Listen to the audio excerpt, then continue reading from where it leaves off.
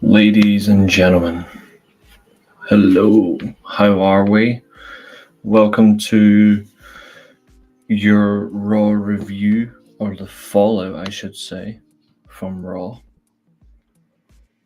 We're going to see how this goes. But how is everybody? Are we well? Are we happy? Are we cruising? What have we got? Fill me in, folks. Tell me how yous are doing today. Because we're going to have some premeditated fun this way, because the PC is down for a little while. My fault.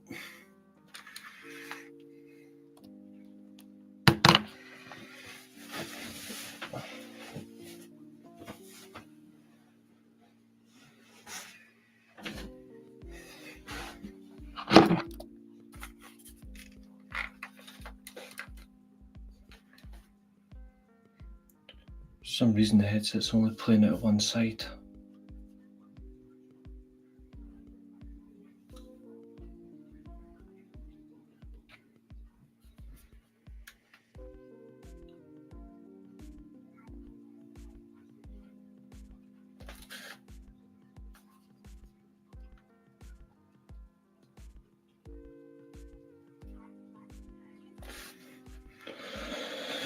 Oh well, we can do it this way.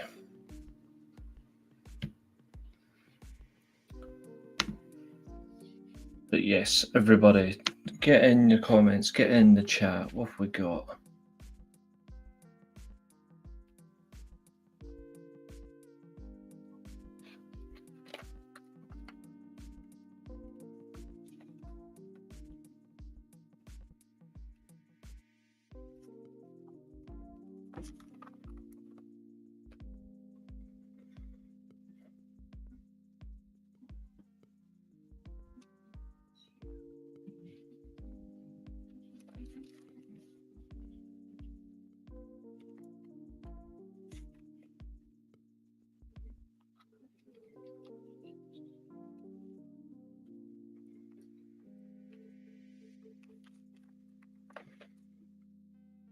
Well, that's depressing. It's only coming out one side now, but okay. I guess I'm going to have to deal with it this way. Alright, okay, so we are going to be here just to review some Raw. Monday Night Raw, to be exact. What did you all think of it? What did you all think of Raw? Let me know.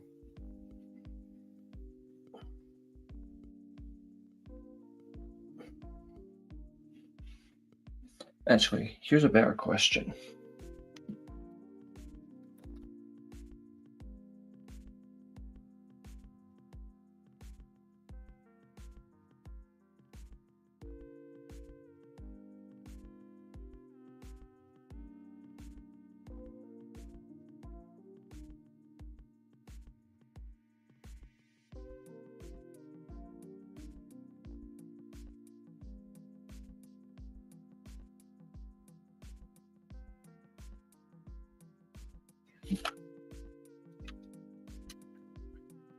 There we go, it's fixed on both sides. That's good. I was in the middle of saying, here's a better question, and for some reason it kicked me out. I hit the wrong button, so here's the question.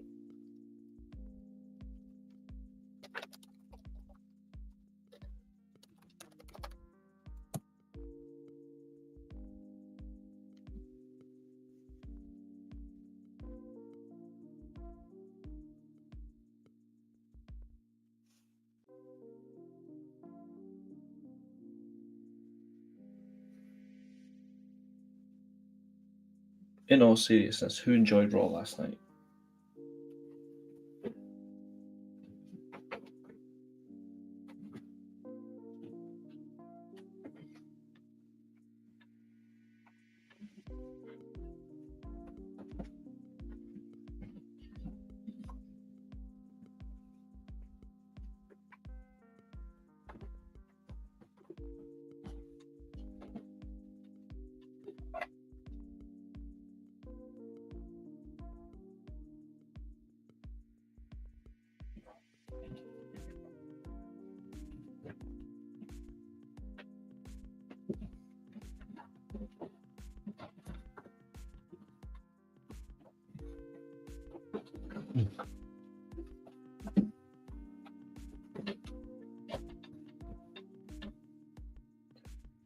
Don't worry, if you did enjoy it, if you did enjoy Raw last night,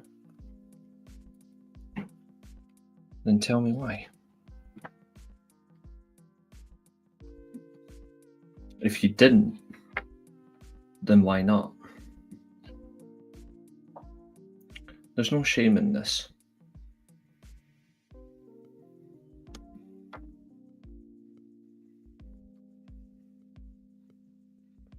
But who actually enjoyed last night's Raw?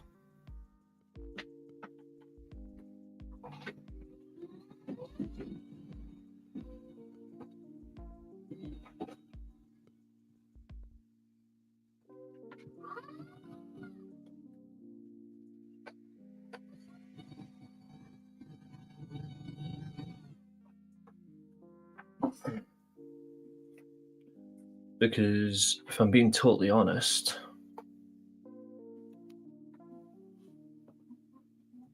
I didn't.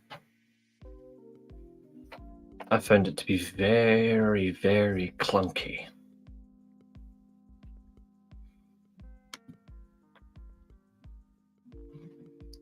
Catherine's up to her usual trolling tricks.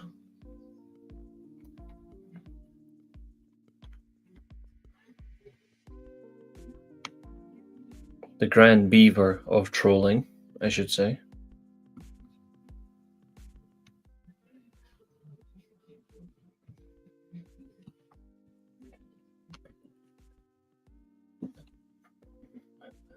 I actually wonder if we'll ever get a legitimate Great Raw of 2025.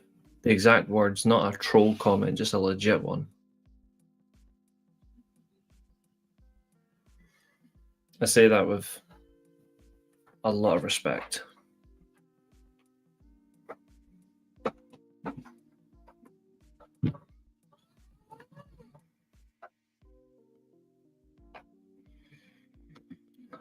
They basically threw stuff at the wall looking for something that would stick, and it all fell off. Yeah, exactly. It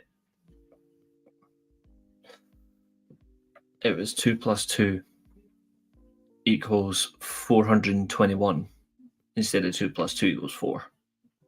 It was all over the place. It really didn't fit.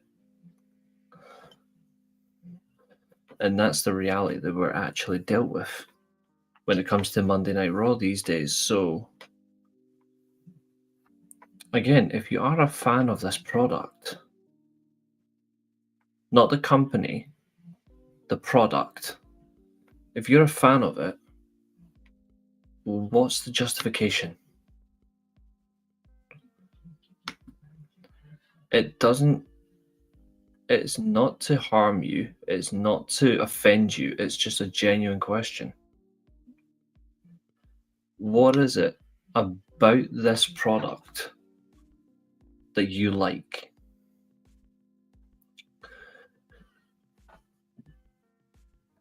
Because I've tried. Like, I've really tried. And before anyone goes, no, you haven't. You've been looking for it to fail. I haven't. Like, I have been very, very fair on my shows since the start of the year. But I need someone to give it back to me now. I need someone to physically tell me what was good about last night. Because it's not even funny anymore. There we go. Since I'm on my own, I'll stick to this camera for a bit.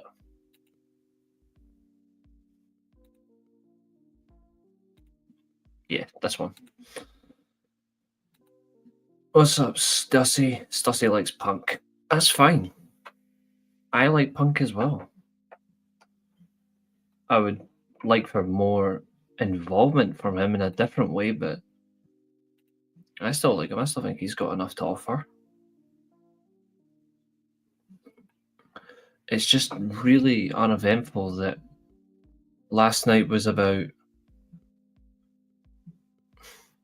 establishing a chain of events, and it was the exact same as last week's show.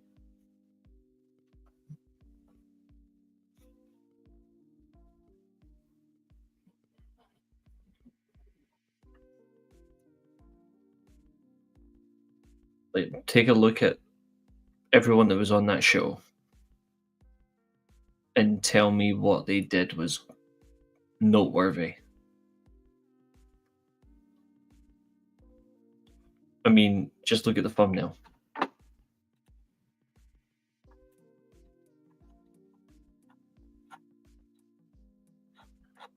One moment, let me just put it on screen.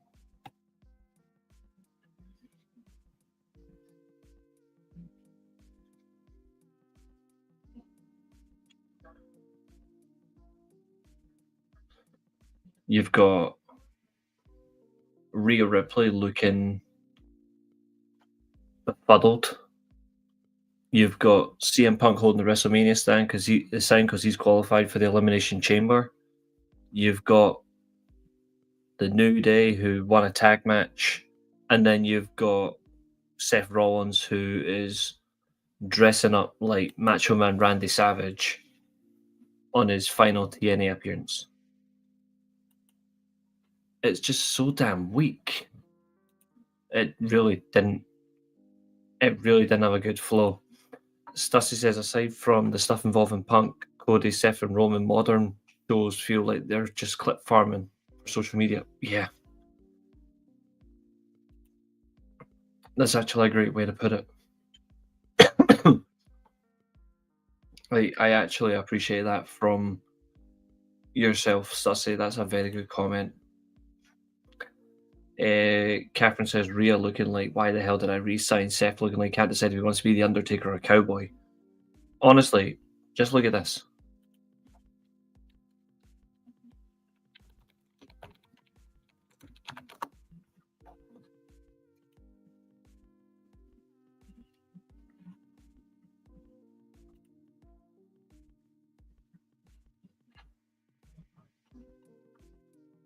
If it lets me, come on.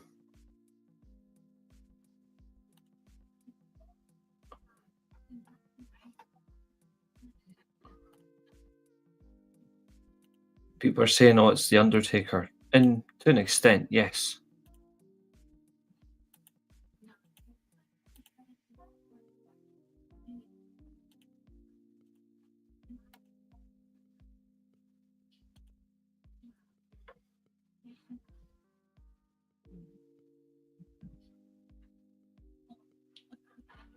It might not be best zoomed, so I do apologise. I'll try zoom in as best I can on it because I'm only doing it from one screen, my laptop. In fact, I'll make it easier.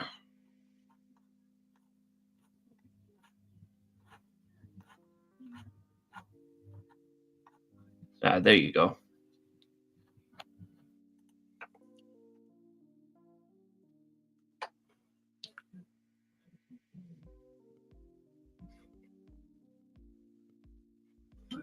See what I mean? He looks like Macho Man Randy Savage from his TNA appearance. Just brittle and odd. So Seth watched the Grammys, saw Beyonce and said, I can do that. That's just funny. But appropriately put. Raw, well, how does Raw start? Well, we absolutely know how Raw starts, don't we, folks? Because it was the ever graceful, ever loving, and enjoyable element that is your fucking recap. You've got two matches on the card that are listed straight away. Charlotte Flair's appearance, Jey Uso kicking off Raw. Let's get into this promo. Okay. So, Jey Uso.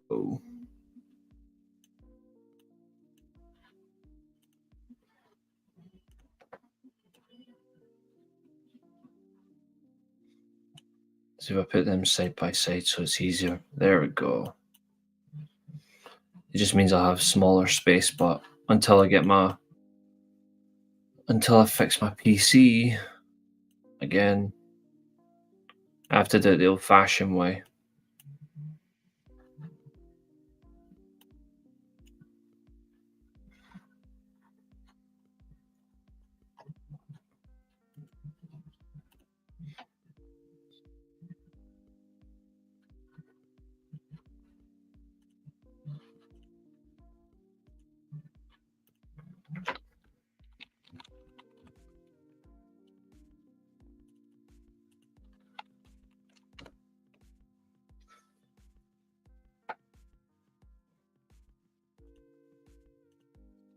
So Matthew's saying it's Indiana. I'm the revolutionary about to take this show down, down, down, down. Stussy says, I was actually curious to see what Jay would say after his fourth time teasing the mic. I just muted my TV until Gunther came out. Completely fair. Jay Uso, your next world heavyweight yeet champion at WrestleMania. God almighty. Not all of Ohio is bad. Not all of Ohio. I got to defend some of Ohio, but that's for different reasons. But yes, so the man of Yeet makes his way to the ring. His fucking entrance is all that is, really.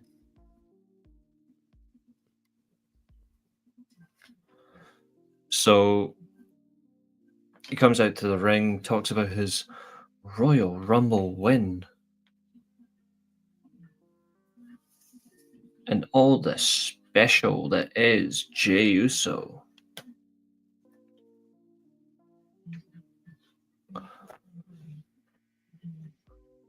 And we're treated to a clusterfuck. Jesus Christ, this guy has the worst promo going. It's worse than Gunther, and his promos are terrible.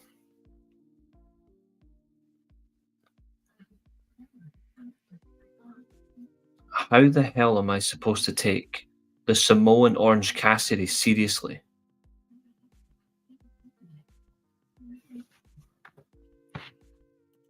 If Jay can't say oos, would he even have a promo? Yeah. He would still get a promo for different reasons, and you know what the reasons are.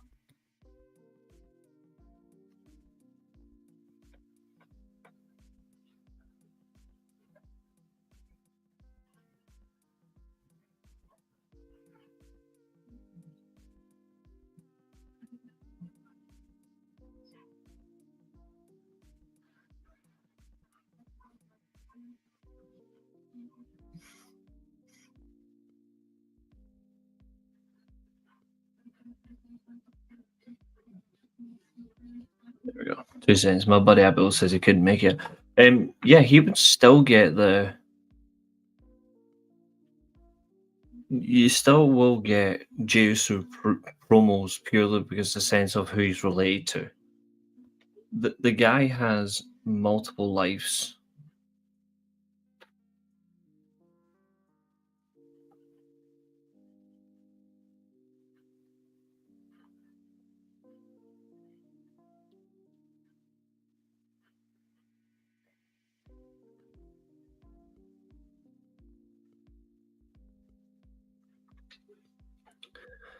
It's just really bad that it's not going to get you anywhere, regardless. Like it's cheap. It's cheap work. And the fact that he came out and he was just celebrating his Rumble win, he's like, well, I'm going to go wherever.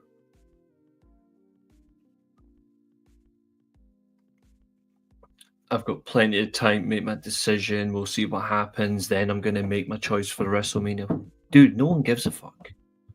No one wants you near WrestleMania. Like, just piss off. Like, you're an absolute joke. And Michael Chode and Pat McAfee are doing their yeet loud and clear. Like, these guys are brainwashed. And Jey Uso actually talks about his initial fears of being a single star. Dude, you're not a star. You're absolutely not a star.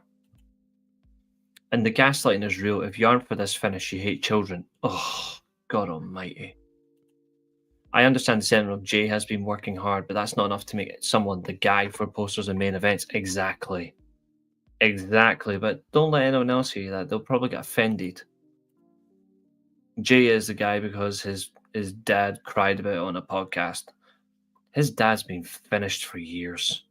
Nobody gives a fuck about Rikishi in 2025, let's be real. Like, no one does. Like, I'm not a fan of Roman Reigns, but you can see why Roman Reigns is in the main event. There's no justification for someone like Jey Uso being the main event. Gunther eventually interferes in this whole situation. He comes out, interrupts it, and proceeds to say, "You'll see the most amount of violence in the history of the sport." Like, already you're gaslighting. Like, behave, Gunther. You're gonna do nothing to the man. Let's be real. Nothing. You're not gonna do anything. But his straight talking was slightly better than Jey Uso, but it makes no difference. It was weak. It was a really weak segment, and you're not getting anything from it. All it reaffirms is what we said on the preview show for the Royal Rumble, that Gunther's title reign is a dud, and the fact he didn't even get to defend his title says it all. Exactly. This would have been like if Kofi won the Rumble the year Drew or Seth won it. Yep, if he won the Rumble in 2019 or the Rumble in 2020, you'd fucking hate yourself. You would hate yourself. Jey Uso then says that he will be going to SmackDown this week. He'll have a chat with Cody Rhodes, and then he confirms that he'll be in the main event of WrestleMania. He'll be going to WrestleMania as main event Jey Uso, and he'll be walking out as the champion. He doesn't say which champion, he just says he'll be walking out as the champion. Gunther make the most openly correct statement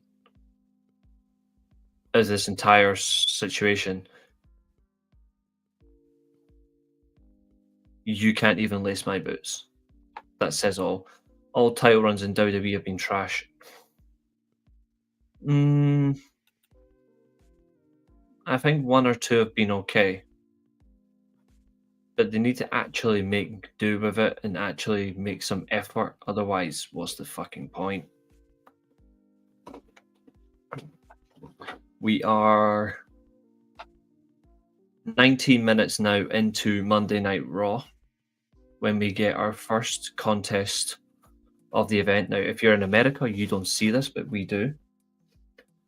Because you guys don't get the fun. You guys get the long ad breaks.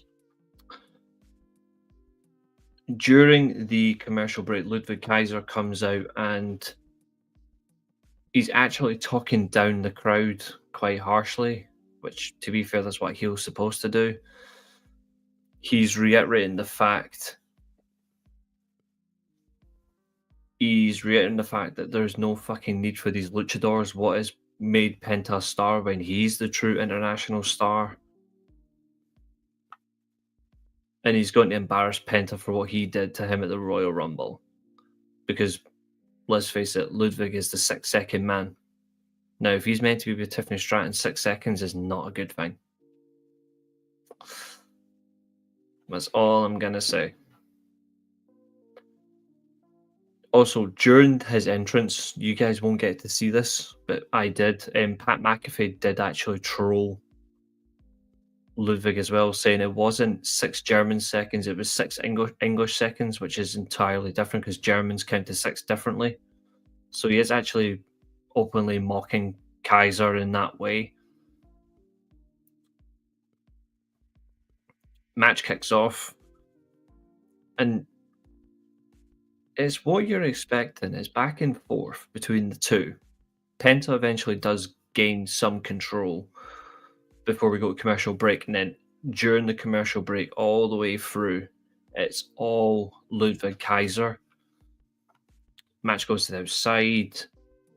Again, Kaiser's just beating Penta like rent was due. Like he was doing everything he can to try and make himself known and more visible. Penta gets back in the ring, makes a very solid comeback. His running leap on the top rope where he does the handstand drop kick for this doesn't work the first time, but it lands the second time. Kaiser then rolls over. He rolls over and Penta gets locked onto Kaiser with the sacrifice armbreaker, smacking the arm, and then loads him straight into the Penta driver for his fourth win in a row on Monday Night Raw. 4 shows, 4 appearances, 4 wins. Penta then goes to have an interview with Jackie Redmond. Again, who cares? Hold on.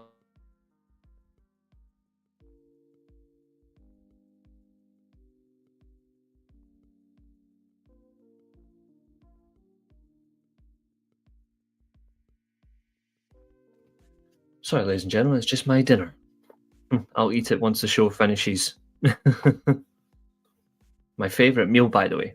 If anyone can guess, because I've said it on here before, if anyone can guess what my favourite meal is, you guys are top notch. There is 10 people watching live on YouTube. Please do hit that like button, subscribe, and also check out Graps TV and the Mid Podcast.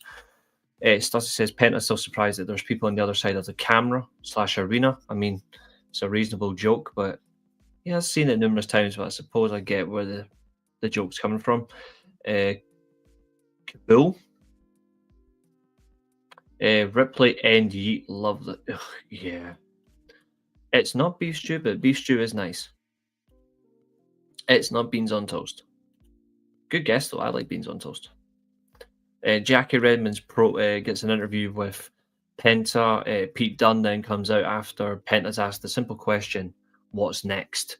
It's the Penta era, because we love eras in WWE. Everyone gets a fucking era. We roll ourselves in. We are getting the madness. We're getting Pete Dunne on his way out. Slice of toast with beans on it. Beans on toast. Yeet is the... No, please no. Kabil, you're better than that. Come on, you're better than that. Pete Dunne comes out, makes his way to the ring stoically. Great word, stoically. Very appropriate for this. Makes his way down the ring. And before we can even do that, any form of interaction. What's up, Martin? Everyone's on the Yeet train by the looks of it. I may as well ask the question. I'm actually going to put a banner for it. 2 seconds.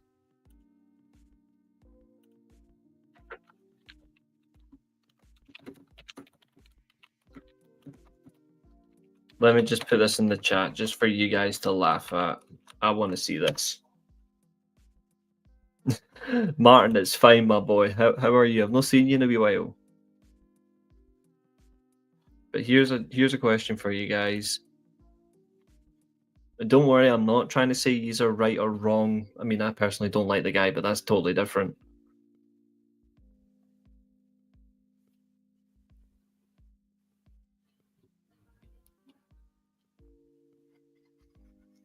But if you are a fan of Jey Uso, why? What is it about Jey Uso that you like? Me personally, I don't see the appeal. I don't get it. He's just lucky in the situation he's in. You know what I mean? I just don't see it. That's me though. That's totally different. I know you're not Catherine. Oh, Rhea Ripley. Hell yeah. Absolutely. She is dope. She is unreal.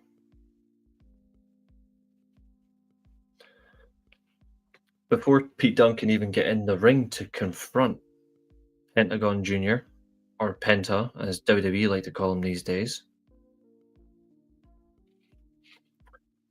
Ludwig Kaiser attacks him from behind with his DDT. I'm actually going to say something, and this is actually not a tribal thing. This is just a personal opinion. The DDT that he does is the exact same thing as pretty much what Mercedes Moné does with her moneymaker. That DDT type thing she does. I'm not advocating for stealing it, but the way Kaiser does it looks more effective than the way that Mercedes does it. If she wants to use that as a finish, I actually suggest that she tries it that way instead of lifting the opponent, because no one's landing that the right way for her, and it doesn't look good. Just a suggestion. I think the way Ludwig Kaiser does it would be perfect for Mercedes Moné. Anyway, the kneeling, that reverse DDT gets the result. Very effective. Could this be a partnership between Pete Dunne and Ludwig Kaiser? Who knows? It would be crazy considering who Kaiser's aligned to. Up next, we all have to see this woman.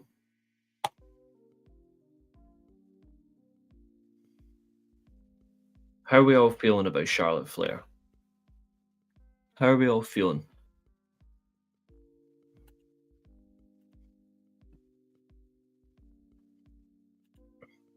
I think it's a very good partnership. You know what I mean? They complement each other quite well.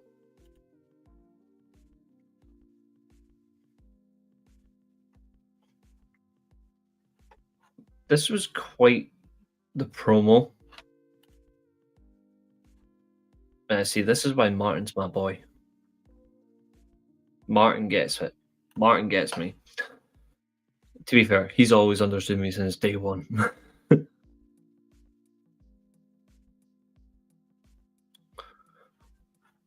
Charlotte Flair comes out during the break, so you get about 3.5 minutes of Charlotte. And if you can find this on Twitter, if you're in America, please go and look for this. Because unless you can watch on the playback, Charlotte comes out.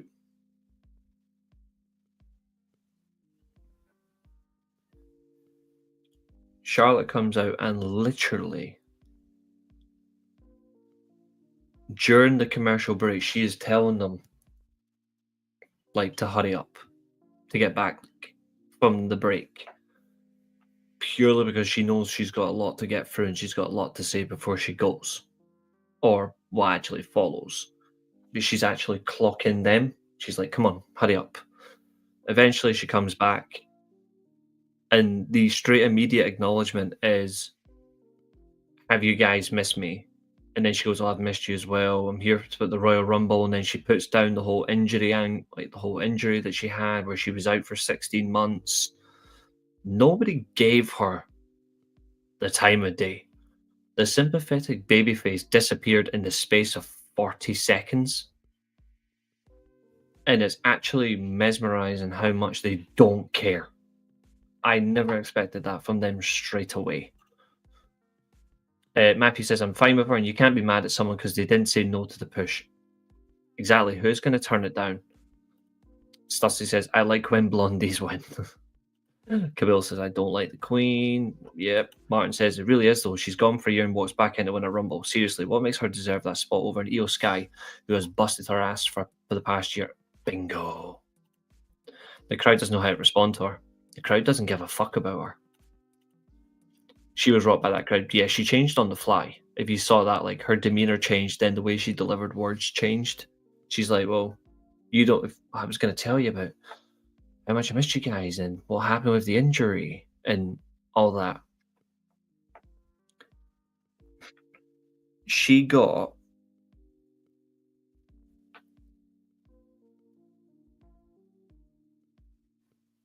if you actually look at the promo, point for point.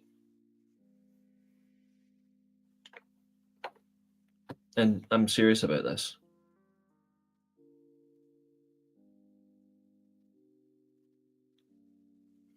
If you actually listen to the promo,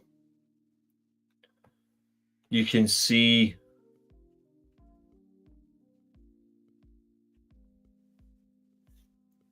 you can actually fit if you actually deep it promo for promo, word for word to last year. Charlotte Flair has the exact same promo as Britt Baker.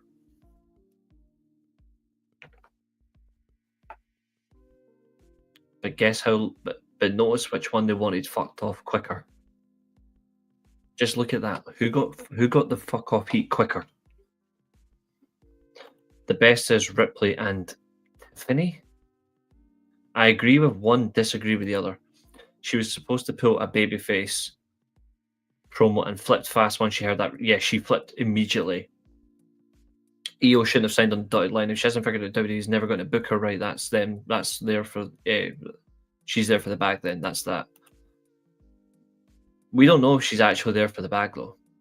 Like they paid a concise interest in her. The only thing though is, it will say it all. You put if they actually put her in a last chance for the Elimination Chamber, then I'm concerned. No, he's not saying that at all. He's saying that based on how Io Sky's been booked for the past year, and she's legitimately one of the best, she's not being booked stronger than perhaps she deserves to be, because she's that good, and it reflects.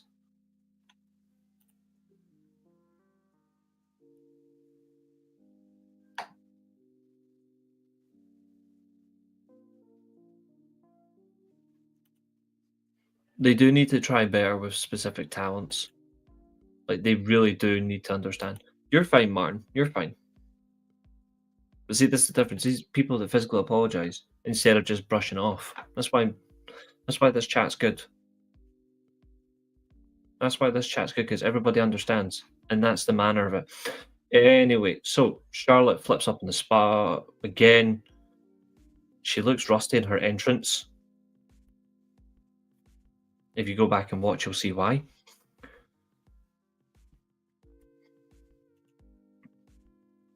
We then get that cheeky line from Charlotte. Charlotte's clever.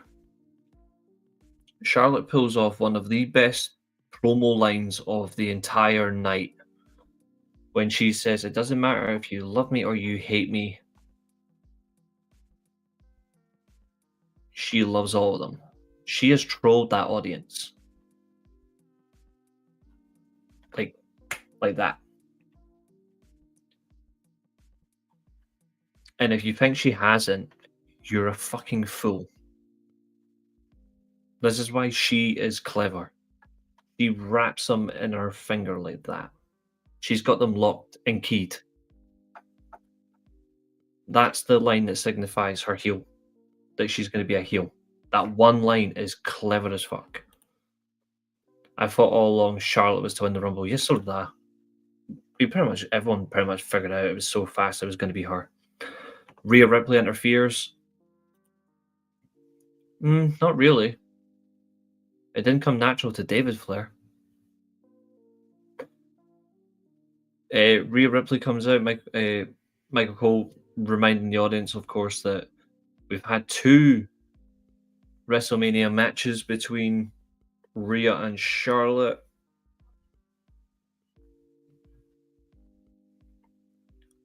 Could we be teasing for the trilogy match? I'm saying this in the nicest way. No, we don't want a trilogy. We don't need a trilogy. Charlotte Flair insulted Ripley. Quite immediately, she insulted the champion. And this is what I don't like about if you're a world champion right now.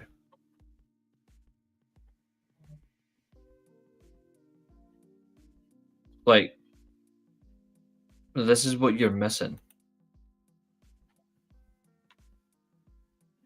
No one said that.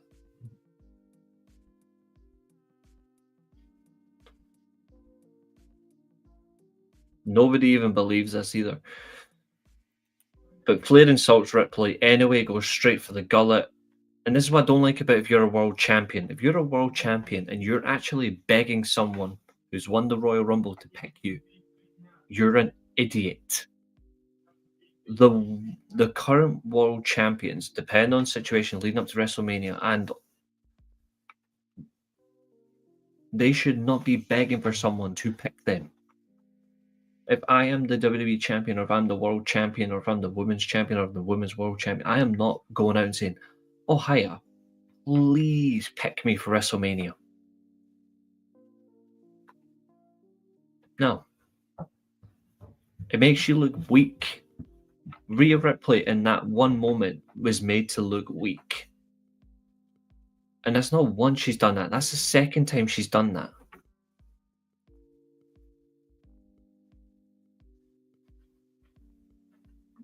Like, if you actually look at it, when she was the NXT Women's Champion, she did the exact same thing as Charlotte. She begged Charlotte to pick her. And Charlotte as well did the exact same thing. Charlotte begged Rhea. It's embarrassing.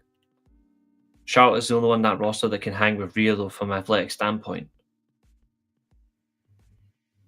If you're talking about just Raw, then yes, Charlotte's actually technically not roster assigned. I'm not happy Charlotte win the Royal Rumble. I don't blame you. Especially when she's already defeated her. Yeah, exactly. Exactly. There are more insults from Rhea. She said that clearly, she said that her first loss to Charlotte at WrestleMania, she was just a kid then. And then Charlotte says, well, you're still a kid for the way you're treating her. And then Rhea responds by saying, well, bloody pick me so I can beat the violence and respect into you. And then Charlotte then reiterates that again, you're still a kid.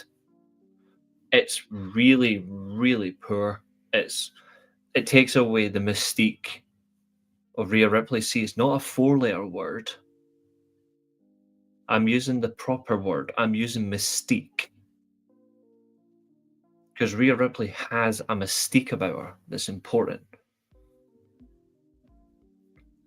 And you take that away from her by having her beg. That goes against what she is. It's really poor. But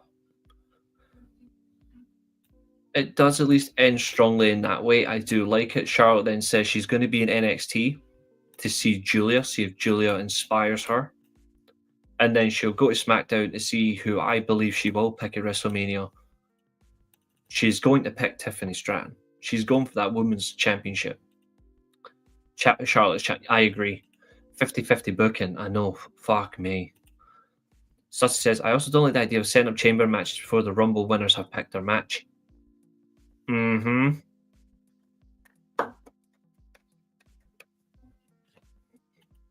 I just hate the fucking word. Because nobody uses it right, so I'm going to use the correct term. I've gone for mystique. And it fits really well.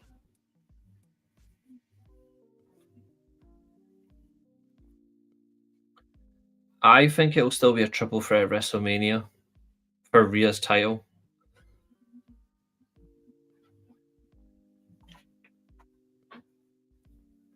Following this, we got a backstage segment. It's what a few people I know call him Sammy Liberal. I'll just call him Sammy can't keep his nose out of people's business. Is backstage. He's talking to Jackie Redmond as well. She's everywhere. Jesus. Too bad that she isn't where she should be, out of sight. She's backstage talking to Sammy about the Royal Rumble, that he unlucky not to win it, but he still has at least one more chance to make a WrestleMania main event for a World Championship. He will have a singles match in the main event versus CM Punk. The winner will go to the Elimination Chamber in Toronto, where the winner will go on to face the champion that Samoan Orange Cassidy does not pick for WrestleMania. Actually, probably Liv will win the Chamber and we get Rhea versus Liv for the 50th time. If they do have Rhea versus Leah again, Rhea versus Liv, Jesus Christ, I actually made it sound better. If we get Rhea versus Liv at WrestleMania for the world title, then honest to God, this company is doomed. And I won't stand up for it. Shout out to Karrion Kross.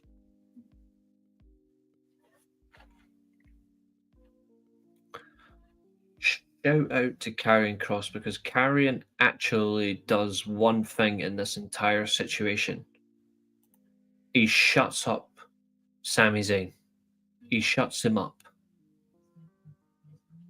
You can see, I think we've actually got the vision now.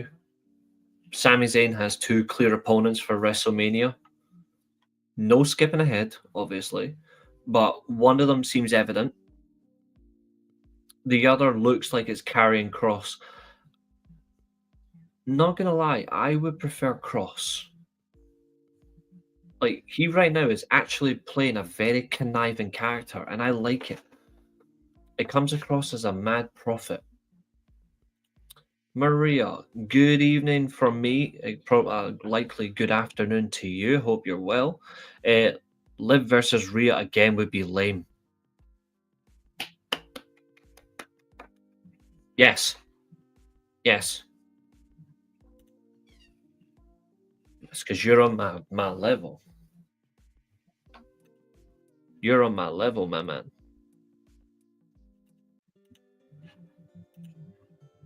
And now at 47 minutes 58 seconds, we're going to have a song change as we get an appearance from the New Day, who will go up against the LWO in your second match of the show. Sorry, mate, I've said much worse about her. Seriously overrated, doesn't even come close to what I've said about her, but I do agree. I want to ask you guys, what is your thoughts? What is your thoughts on the New Day's new Titantron design and their new entrance theme? Karrion Kross is doing that Sean O'Haire gimmick, which I love. Oh, Sean O'Haire's gimmick from 2003, etc., was so good, especially when they put Roddy Piper with him. He's still a resistance. Oh, for the record, for anyone else, it's lasagna and garlic bread I've got.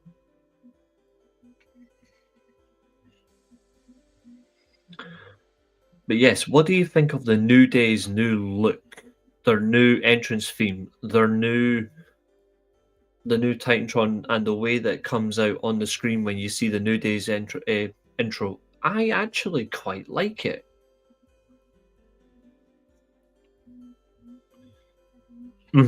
I think this is fair. I think that is very, very fair. Like, it's very crafty. I want to see what they do, though. My only fear is they finally got a win, but do they make it a... Are they going to immediately turn them into a joke? I think for a long time, these guys have needed a serious moment in them, like Xavier Woods as a heel. It just feels refreshing. Kofi Kingston back as a heel for the first time since 2015. It's actually helping him a little bit. But I'm not gonna throw anything else in that way. I still reiterate they have to overstretch themselves if they want to realistically stand out more. Like, they have to do more. It's not a bad thing. They just have to. Matthew saying lipstick on a pig. Matt Fernando says, I like the New Day's new look. The New Day are going to win the tag team championships at Mania. You know what? I don't disagree. I think they'll beat the War Raiders. I think they'll beat the War Raiders quite comfortably. Graveyard Ship Wrestling Show. What a fucking name. Hello, sir. Not too bad. How are you? That is a quality name. Graveyard Ship Wrestling Show. Well, to use it loosely, in the nicest way, a graveyard is Sami Zayn's main event host at WrestleMania now. And during this tag team match, we get an appearance from Cleveland's own Logan Paul.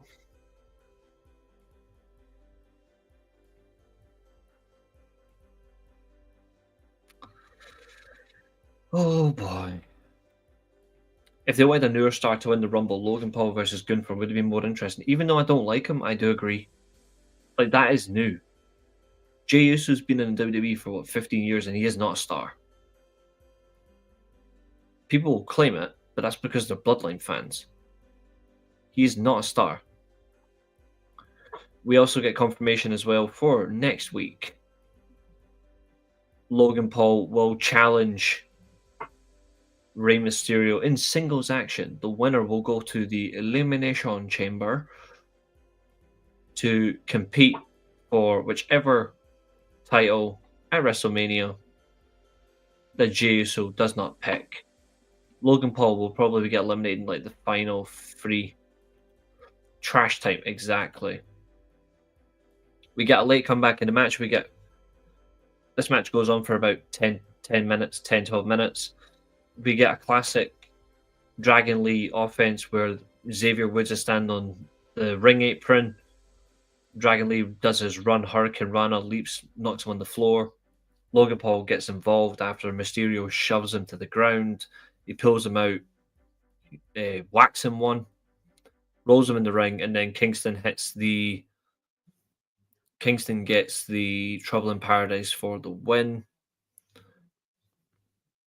I think we can all say pre-match very good for. Excuse me. Pre-match was good for the New Day. During the match, not so much because they're still trying to find the heel offense. They've not got that part yet. Sus says, I'm assuming the Chamber will have Raw and SmackDown. Yes, it will have both. Because you can have potentially, because Jey Uso can still theoretically pick Cody. So you would still need to have a Raw winner for the world title. And it's the same if he picks a Raw title, he has to then, the winner will then pick the WWE title. Well, they're not really getting a pick. It's guaranteed. It's the exact opposite. Although I would like if they do a swerve where Jey Uso still picks the world champion, for example, and then say CM Punk wins it, and then CM Punk goes, well, I still want the world title because I'm already on Raw. And we get a triple threat for that title. And then Punk beats Uso to take the title from Gunther. Just something I think that might actually work. Before this match as well, Io Sky does encounter Rhea Ripley backstage. Both of them get attacked by Liv Morgan, who's in action against Io Sky, and Raquel Rodriguez as well. Seriously, Raquel Rodriguez looks very, very shaky. I'm starting to get very worried about her in different ways. Like, I don't say much else, but I say it this way. I'm starting to get worried about Raquel Rodriguez. Or what if Jey Uso gives his title shot to his tribal chief? I would be happy. I would be very, very happy.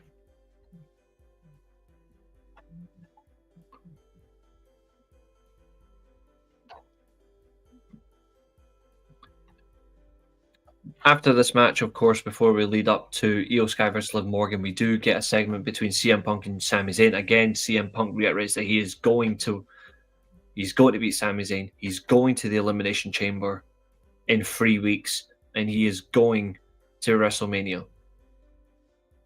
He's adamant that he's going to win this. Like, the confidence is brimming with CM Punk right now. And I quite like the steadfast attitude from him. We then go straight to the ring. Io Sky has Bailey at ringside. Liv Morgan comes out, accompanied by Raquel Stereotype Rodriguez. She looks brittle. Like, she looks brittle.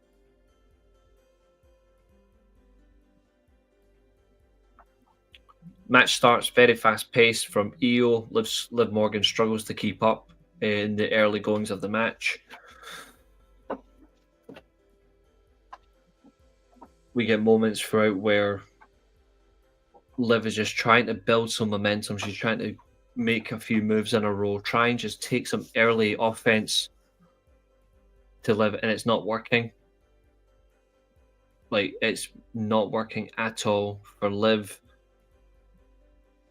We get the running train attack, which, to be fair, is very good. We get a diving, we get a suicide dive, we get the diving moonsault, all from, well, the diving springboard moonsault, all from Io onto Liv Morgan. I will praise Liv Morgan for one thing. There's actually a mid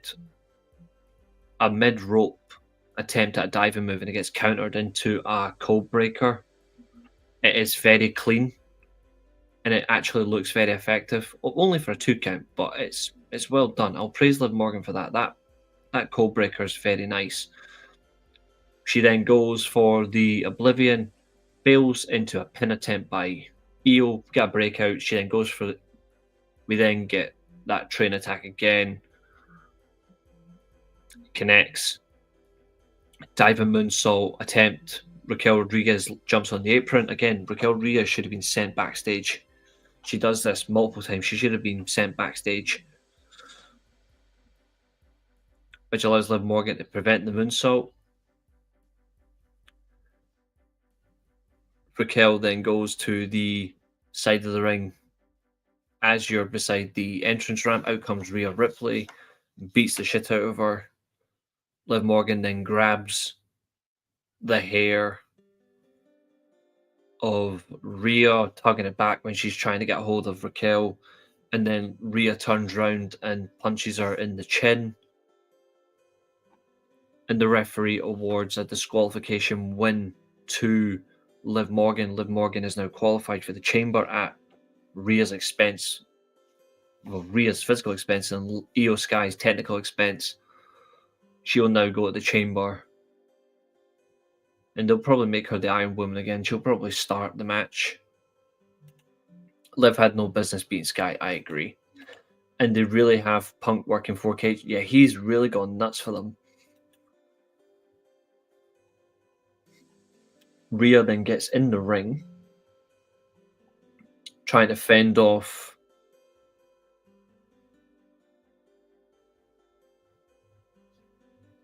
Raquel and Liv Morgan, but she tries to stand up for Io, but Io just walks away in disgust. Like, she's unhappy, she's been screwed. I don't blame her. They're building to the inevitable. The inevitable is coming. Io Sky is going to turn heel again.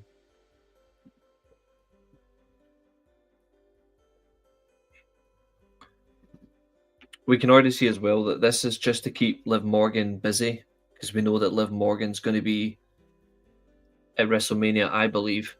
Liv Morgan's going to be in a feud with Bianca and Naomi for the tag team titles with Raquel. I believe that's going to be their WrestleMania. I'm always concerned watching Rhea with all those piercing earrings. One wrong move and them getting ripped off. I know. I do see your point, to be honest. It is quite annoying in that way, but it's true.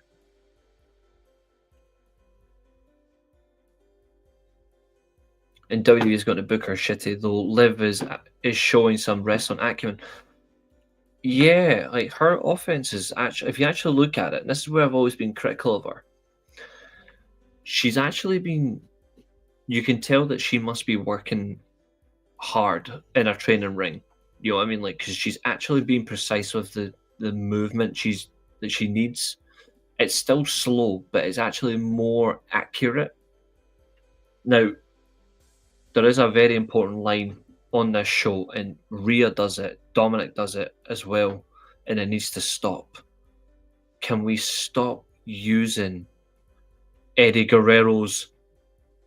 Can we stop using Eddie Guerrero's fucking moves? Like, I'm actually sick of it.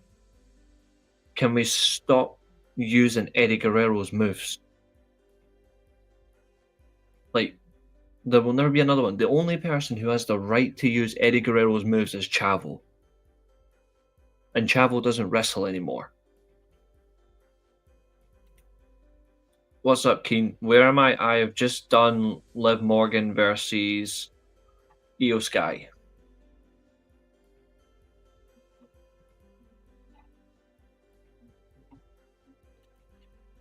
Now, out comes again. Here we go. This is just the madness. So out comes Macho Man Seth Rollins, because that's what he's looking like. As I've said, like, he's came out looking like fucking Macho Man.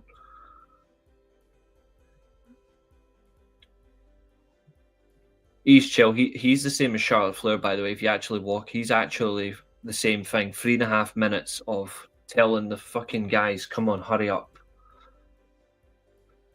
Netflix. This is why I've got a problem with you. Because this is where you're actually hurting your fans right now.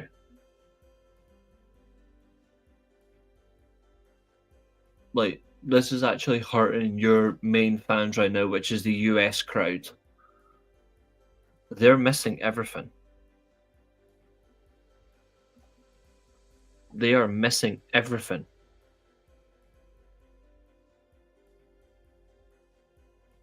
Fuck them. Fuck the money. Start respecting your home fan base more often, please. I'm getting to that. I'm going to do this promo first, and then I'll absolutely get to this question. But it's a good question. I'll start it. So, Macho Man B-Tech Rollins, well, B-Tech Randy Savage, aka Seth Rollins, is in the ring. He's in joy from this past weekend from the Royal Rumble, celebrating the fact that his long-term rival Roman Reigns failed to win the match. Overjoyed, like, I mean, honestly, I reckon if you had his wife in there with him, he would probably attempt a second child. Like, that's how excited he was. You've got him in great joy about how much he hates CM Punk, and he's happy that they also failed collectively. They failed to win the Rumble. They're not going to WrestleMania to challenge for the champion automatically. He's then taking great pride that he has hurt Roman Reigns. That he has hurt him, and he knows that Roman will not admit anything. Paul Heyman won't say a word, but he says he knows that he's hurt Roman. I mean, in all fairness, you look at it, he does a double stomp, a double foot stomp on the back of his head, and then he does the stomp on the exposed steel steps at the Rumble. I'll say it loosely. I think Roman will be out until the eve of, like, the actual night of the Chamber. He'll be away for 3 weeks. He'll be back at the Chamber.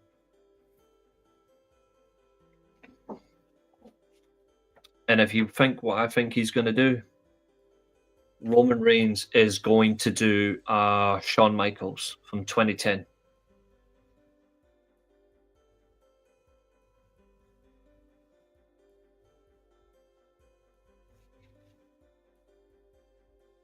That's what I think anyway. He then calls out Sami Zayn. After he says he's proud of him, he calls him it because he's got a lot to say to the local. Oh, sorry, hold on. On this channel, we don't call him Sami Zayn as much, and we call him the local competitor. But since there's no Drew McIntyre, we can use his name. So,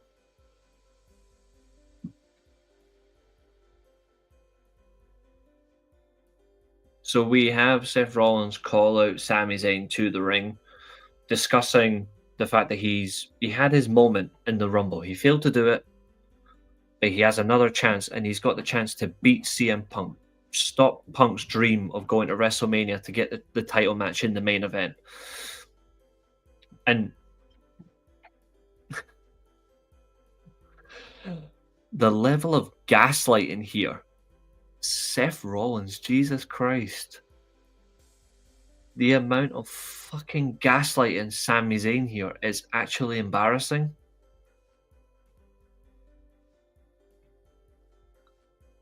Like, you listen to that promo again, he is gaslighting the fuck out of him.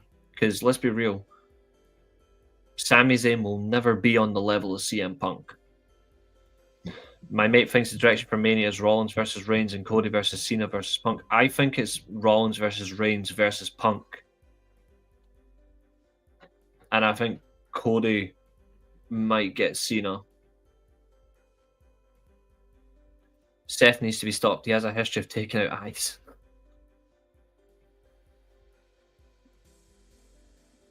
Prior to leaving, he then declares that he has got his own desire to be in the Elimination Chamber because he wants to win that, and he's going to WrestleMania. Who he will face, we'll find out in a couple of weeks' time. Me personally, I think if he even gets it, he's getting taken out. There is a bit of a weird thing from Seth Rollins in this promo. He's trying to denounce CM Punk in a way, like he's denouncing him as a human being, but he's manipulating Sami. It's quite conniving. Like, I'm actually intrigued to see what the aim is, because it is quite conniving in that way. Yeah, Balor, sorry, yeah. Me personally, I'd have Balor beat him.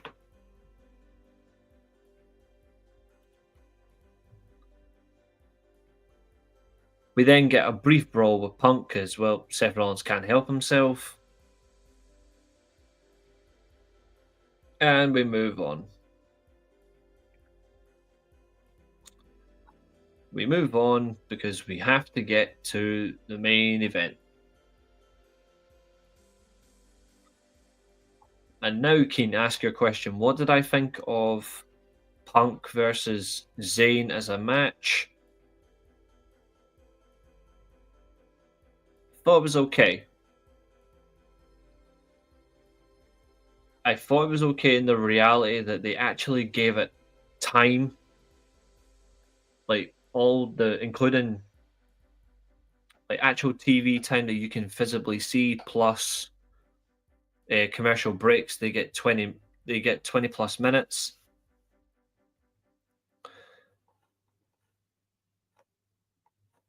And there's a few sequences in the match where you can tell they're trying to tame up a little bit. They're trying to link things out a lot more. The problem is the ceiling isn't generally going to get any higher unless you take risks. So, like, for example, the last time CM Punk generally took a risk in WWE was the pile driver. And think how far back that was. Like, that was 12 years ago. I think what was interesting, though, I really did like it. I did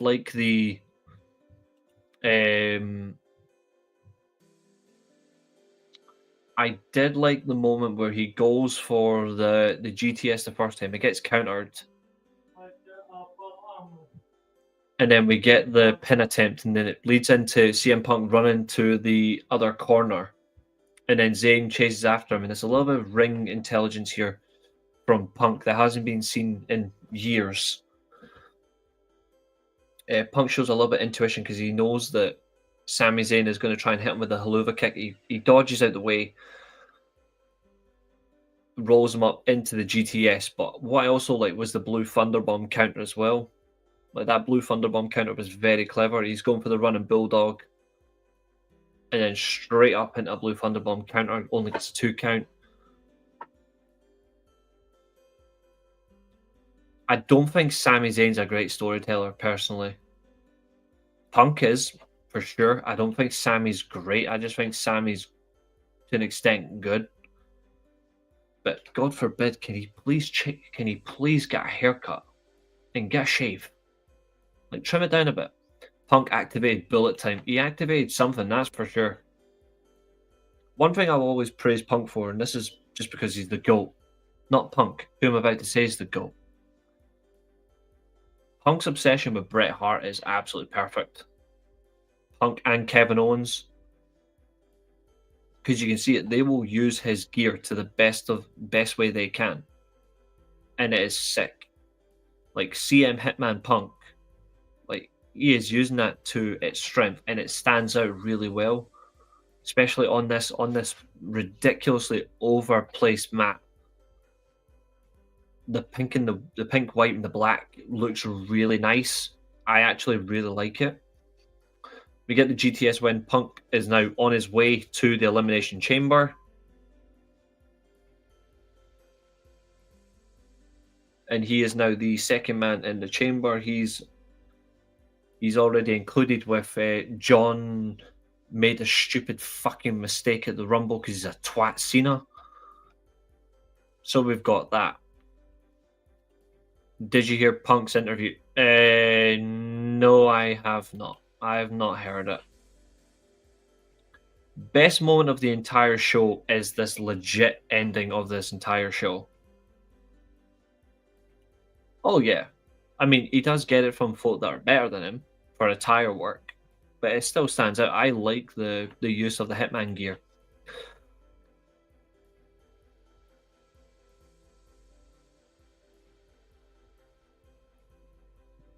This was also the first time that both men have wrestled each other as well. They didn't wrestle each other in the Indies. They never had the chance. They didn't wrestle in Punk's first run in WWE. They didn't have an NXT connection.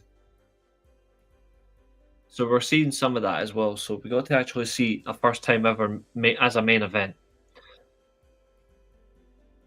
We got to see the elements of the underdog from the underground when Punk's overconfidence leads to Zayn nearly beating him with a roll-up.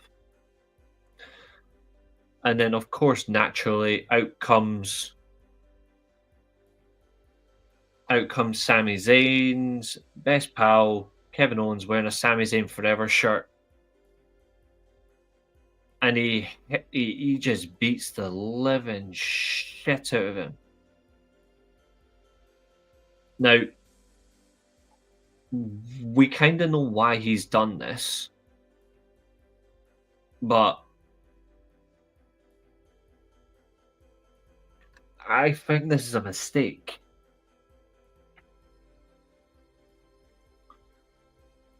Like, I personally think this is a mistake. We don't need to see Kevin Owens versus Sami Zayn again. Or we don't need to see them constantly embroil with each other. This whole forever thing is just... it's not necessary. Yeah, I mean, we kind of saw it was going to happen. The weird thing is, and this is the worst part about Kevin Owens in this way, Kevin Owens can't blame Sami for anything.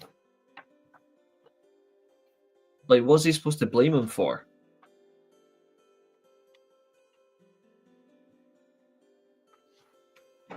Like, you know what I mean? Like, I'm actually not joking. Like, what was he supposed to blame him for? Sami didn't do anything. Is he going to blame him that he didn't do anything at all? Because all he did was try to check on KO when KO was knocked out from the Alabama Slam. You know what I mean? Like, that's it.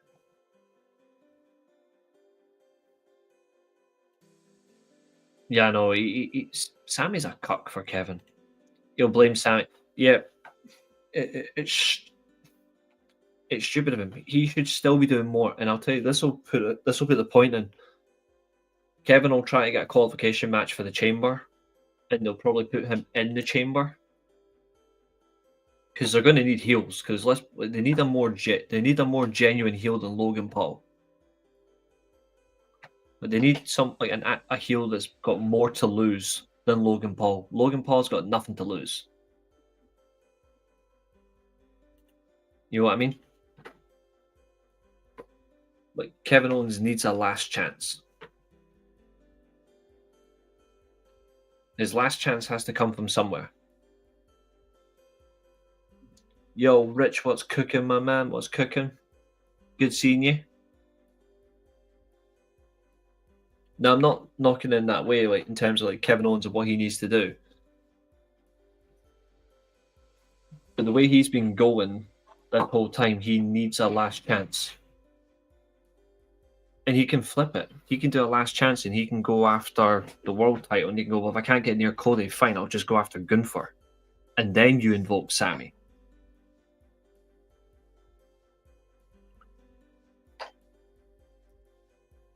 It's a healthy way to do it.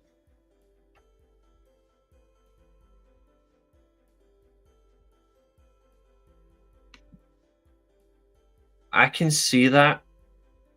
Like, I can see that.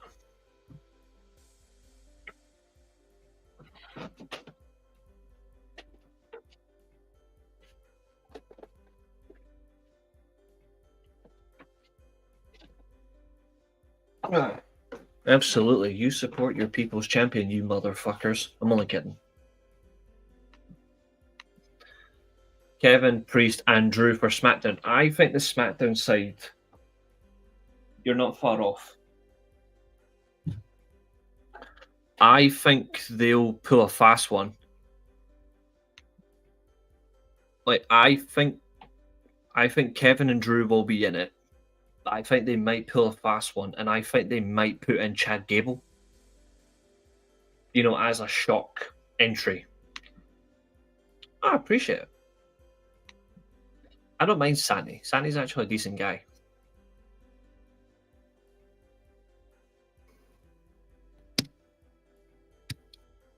The hell? You've got to be kidding.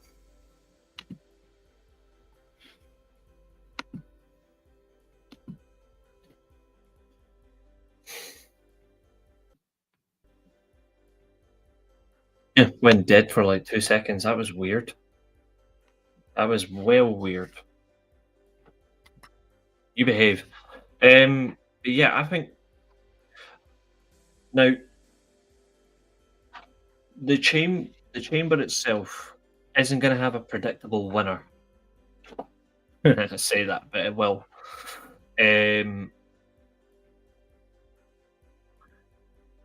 The chamber's not as predictable anymore because the chamber's more safe. And I'm not a fan of that. I want it to go back to what it used to be. I want the chamber to feel like you're actually in jeopardy. Like, the Royal Rumble is all about either lasting the match or it's about working smart. The Elimination Chamber is about surviving brutality, and there hasn't been a brutal Elimination Chamber match in, what, 10 years? Like, we actually need to see some unbewildered violence in this match. No matter the gender here, male or female, it has to really bloody mean something, this chamber. And I think they need to do it. Personally, I think there should be 3 chamber matches. I don't think anyone's going to like that, but I would have 3. I would have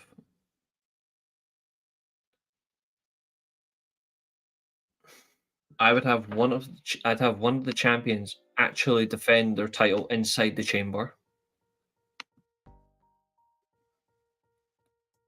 I would have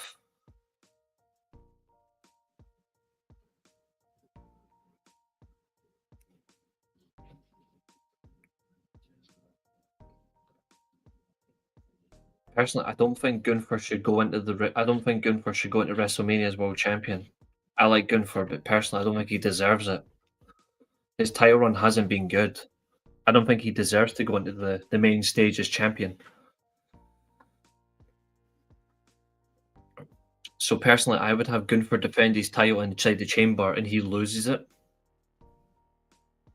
And then I would have Jey Uso challenge that winner since he's got the WrestleMania match. Then you have the number 1 contender. the contenders title for the other championship, whichever one's picked, which is likely to be the WWE title. And then I would have one for um, whoever Charlotte doesn't pick. I wouldn't mind a chamber for the women's US title, actually. It's not a bad shout. I think they need to really stack the deck with Toronto. Like they need to have they need to have a variety of title matches on that show. Like they need to get the women's US title a different opponent, please. And they need to give something to the Intercontinental title as well. Nakamura needs to do something as well. Like he's actually not building anything right now. So they need to actually do him something. Otherwise, what's the point? And then either the World Tag Team or the Tag Team titles, put them on as well. Put them on the chamber. I think you're going to get a ladder match at WrestleMania. I think for one of the titles, you're getting a ladder match. And I think you're going to get a multi-man for one of the tag team titles, and it'll be elimination rules. I can see that. And you're going to get a few triple threat matches at WrestleMania.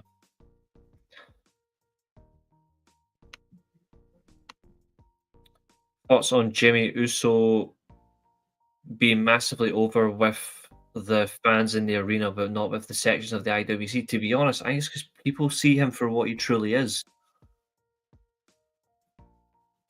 Like, I get it. He's got a chant. Like, he's got a chant behind him, and you know what? Cool.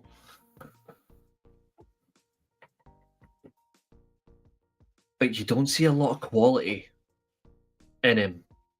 Like, there's not enough. And I said this last year about his match with Jimmy. That it's the worst WrestleMania match I've ever seen. It's the worst WrestleMania match I've ever seen. And I've watched every single WrestleMania.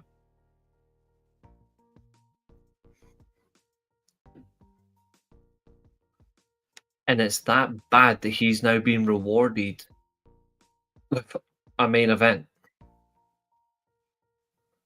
Now I get it, obviously. If you're over with the crowd, obviously that's gonna have a real impact.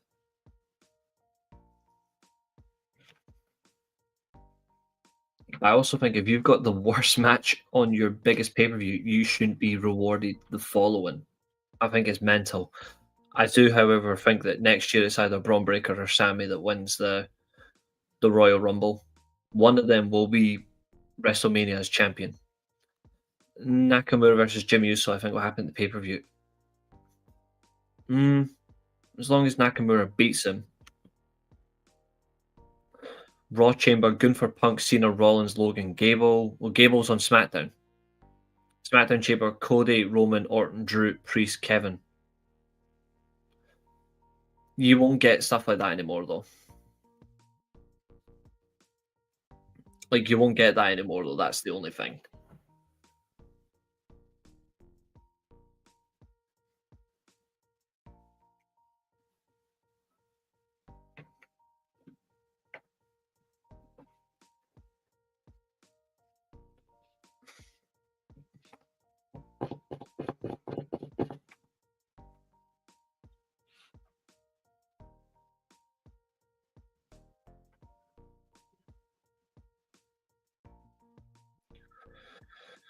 Well, there's something I never thought I would have to announce on a fucking wrestling stream. The Glazers abandon a takeover bid for a fucking cricket club.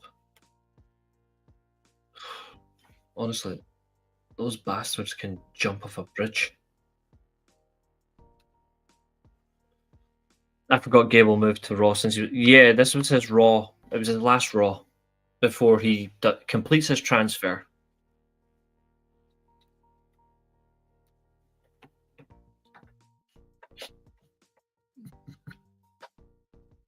He signed the contract.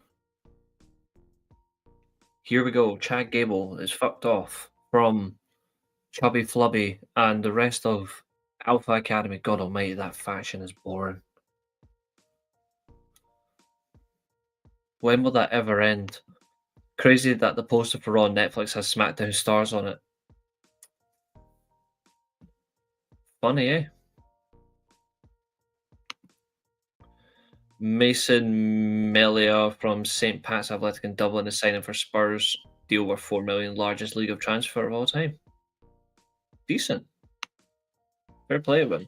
Never seen him play.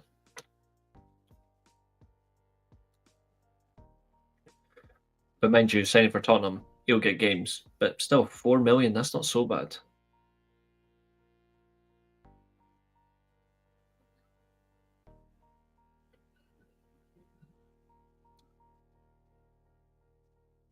Although I've just seen apparently it's more than, it's not even close to that. Unless it's the,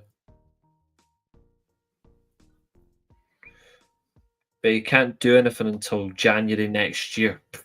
Well, that's a long wait. That is a very long wait indeed for him because he's still got to turn 18, but that's League of Ireland rules, which to be fair is fine.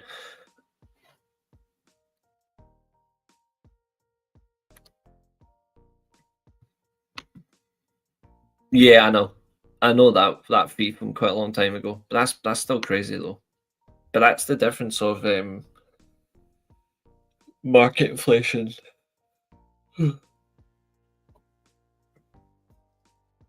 Still crazy that that was then and this is now.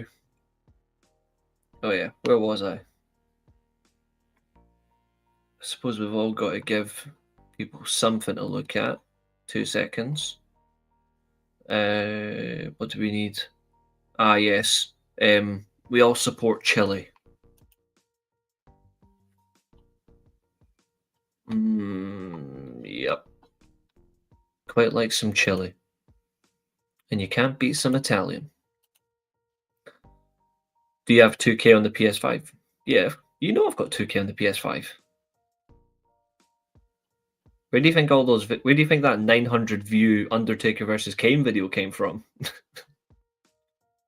Which I'm not kidding. I do have a video for Undertaker and Kane that's over 900 views.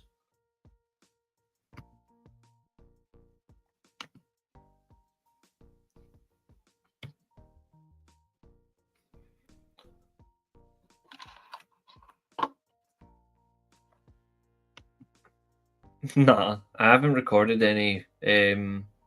I haven't recorded any videos from the like 2K on the PC. I've done I've done a few streams on it. I'm still trying to make it streamlined, but like all the other streams from the PS5 for 2K have come from that.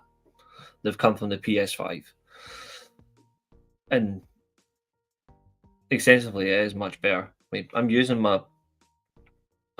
the pulse motion headset from the PS5 on this, like the PC going forward anyway, so it's nice. It holds really well. And since my name loves to get mentioned in this chat, there's only one thing left, and since Julio the Bastard is not here, he'll miss it this time, but you guys won't. So welcome to my world. Say his name and he appears. I believe in Reece Russell. I believe in Reece Russell. Cause they love him in Scotland and Scotland and Scotland and Scotland and Scotland and Scotland and Scotland and Scotland and Scotland and Scotland and Scotland. They say I believe in Reece Russell. I believe in Reece Russell. Everybody does. That Kenny and Osprey tag match is going to get 9 stars. See, the funny thing is, right, and this is like my take on it.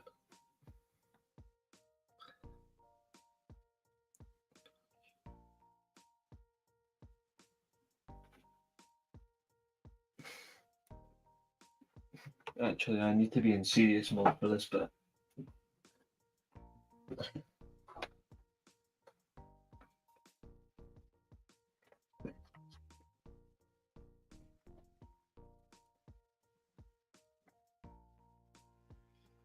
I actually think it will be good.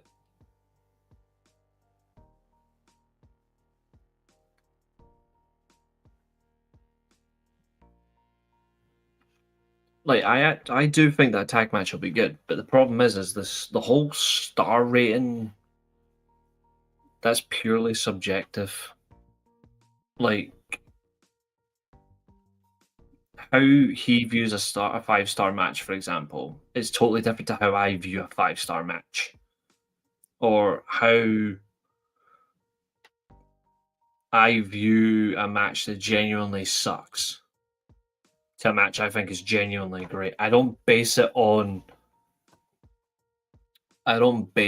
star power of that level. I don't base it on, well, this is eclipsed 5 stars or this is eclipsed 3 stars. Because then people automatically assume that a 3-star match is bad. But like that doesn't actually mean any. Like that's actually quite insulting. Like 3-star isn't actually a bad thing. It's better than half the metric. Like 3.5, even 4-star matches are genuinely good. But the whole concept of a star rating, have your own. Have your own. Like, what is your 5-star echelon? And don't break it. Whatever to you is, if you want to go for 7 stars as your highest, great. If you want to say rating out of 10, rate out of 10.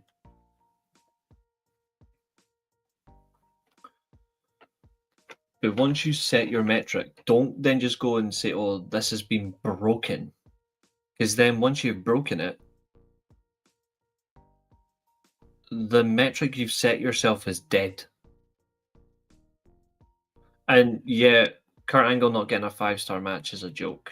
I can name 20 that I would give a 5-star match to that's got Kurt Angle in it.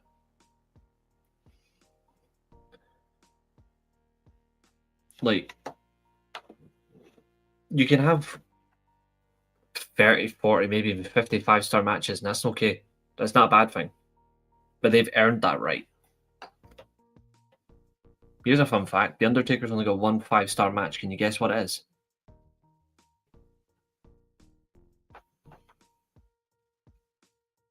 Legitimately, according to the Meltzer rankings, I gave him my personal lifetime. He's got 5 from me, but the Meltzer ranking, he's got 1. See, 4.5 stars is mental. I mean, I didn't think that match was actually quite good. I think it was lacking in some ways. Like, I would have said at best it was a 3. From my personal ranking, I would say 3. But yeah, according to Meltzer, Taker only has 1 5-star match.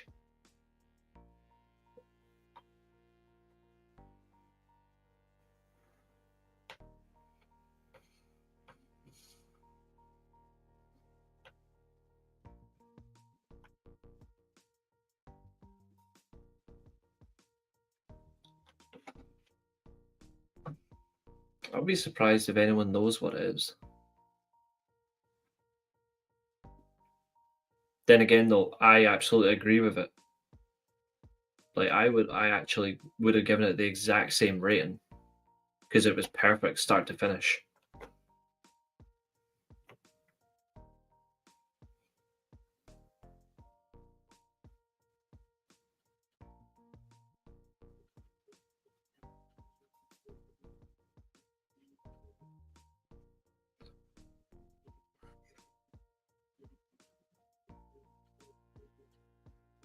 Which was better, Punk versus Cena Money in the Bank 2011 or Cena versus Punk Raw 2013?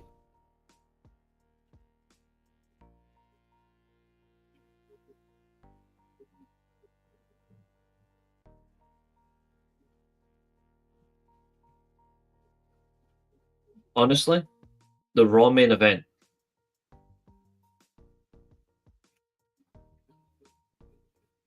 I generally think the Raw main event's better because there's more risk involved. Like, they take a bigger risk. 2 pile drivers in one match. You're actually testing the waters there. I genuinely believe that match is better, and it's not even close.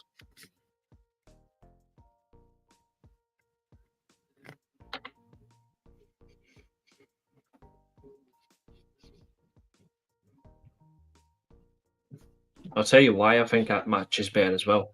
I've rewatched that match. I've never rewatched the Money in the Bank one.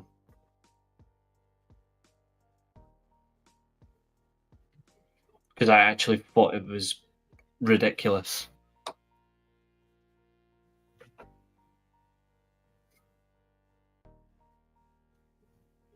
I think that ending, for example, could have been a whole lot better. I think they swayed it and let themselves down.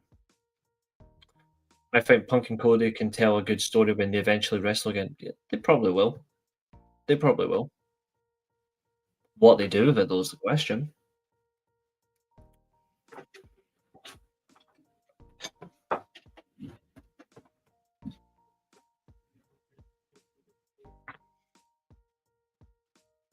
Not surprised that Money in the Bank match goes for 45 minutes. Yeah, but it's 45 minutes of nerve holds and waist locks and ridiculous overselling. Whereas, and to be fair, it's on pay per view. And I don't mind long pay per view matches, but I want it to actually be good. The Raw main event completely dominates that Money in the Bank match. I don't even think that's their best pay per view match together.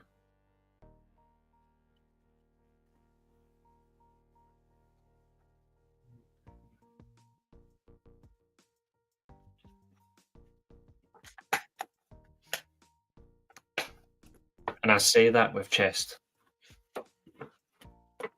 I actually quite like wearing this thing. 340 quid, no surprise. I'm worth money. Super chill, comfortably sitting like this. I need to put this on my wall though. But I need to get another 3 or 4 titles, I think. Nah. He wishes. He fucking wishes.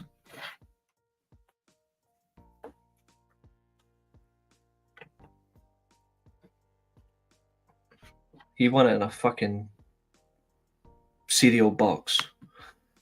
I like their SummerSlam 2011 match more, but it gets overshadowed by the Del Rio Kevin Nash nonsense. Absolutely.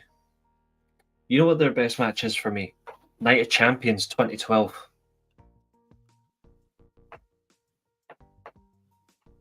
That for me is their best pay-per-view match.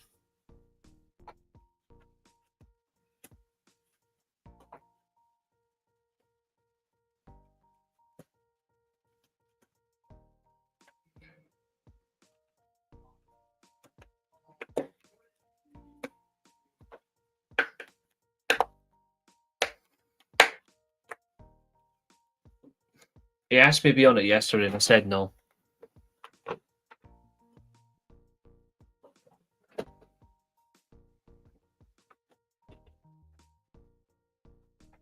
He asked me to be on yesterday for deadline day and I said no.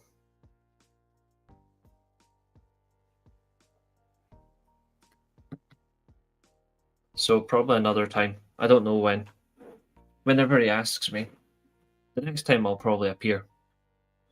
But I didn't want to appear last night. Not a chance. I absolutely cannot stand deadline day.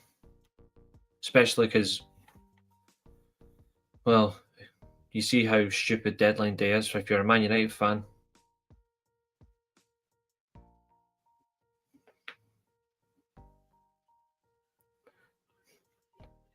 Whenever Julio gets on my level, we'll debate again.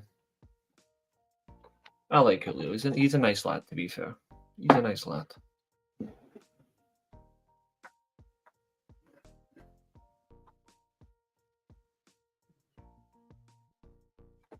He sticks up for himself now, though. It's about time.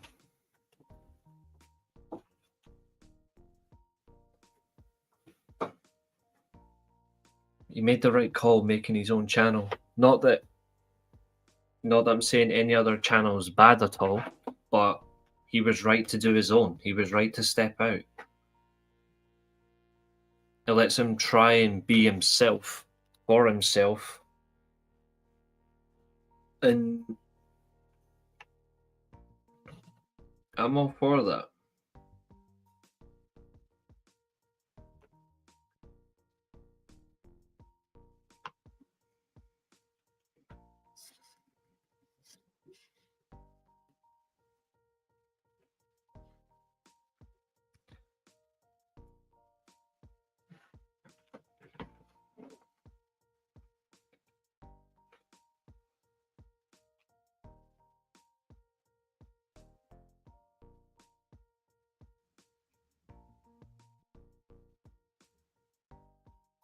But yeah, I'll go another 10 minutes. So if you guys have got any more random which matches do I prefer questions or any other questions, drop them in the chat and I'll answer them. I'll go another 10 minutes. We've already went an hour. Well, I've already went an hour and 42 already, so I can spare another 10 good minutes. I quite like doing these fun shows.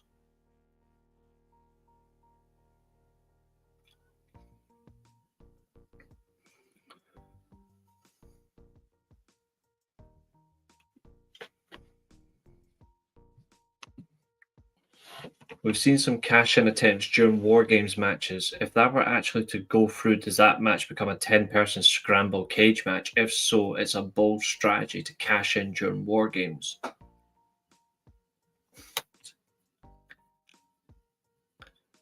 Not entirely. If it's just like you still have the elements of War Games, but if you do the cash in, it'll literally just be. Actually, to be fair, that one person is screwed if they do try to cash in because they will have 10 people trying to stop them. So, in a way, yes. What did you think about Cena's promo post Rumble? Truthfully, I thought, what is the need? Like, doing it on a post show. I think it would be a lot better if it wasn't on a post show. Does War Games become a no contest at that point? No, because theoretically, the result does change, but the manner of the match still has same elements. So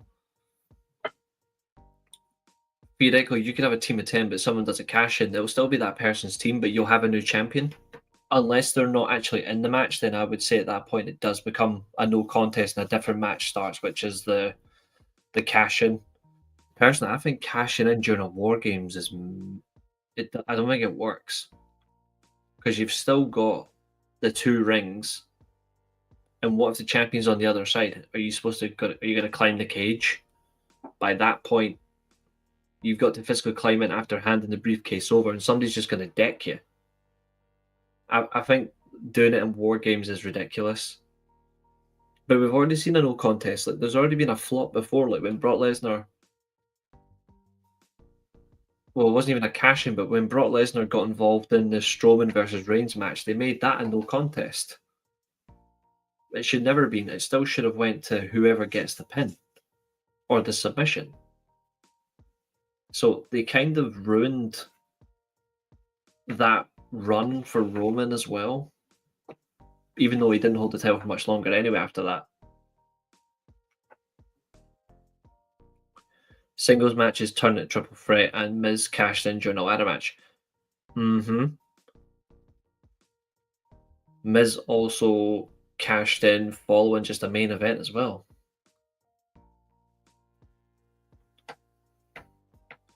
If the match is over, it just becomes a new single. But if it does happen during, it does become a new triple threat. That's correct.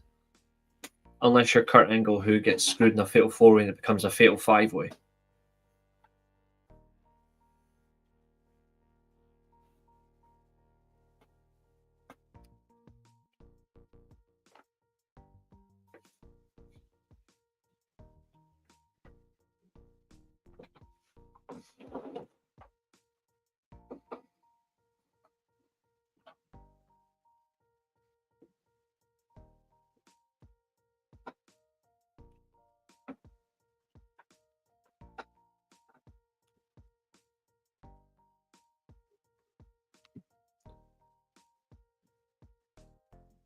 One last song change. There's only one song.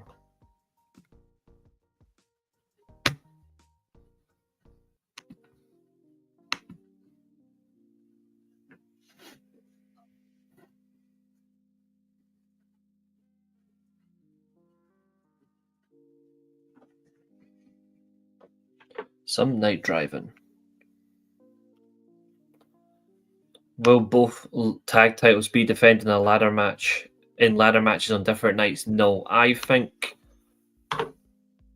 the Raw tag team titles, well, the World Tag Team titles, which are on Raw, I think they'll be defended in a ladder match, and I think the tag team titles on SmackDown will be defended in a Fatal 4-Way elimination match, and I think it'll be either the Street Catering Profits or the Guns will walk out.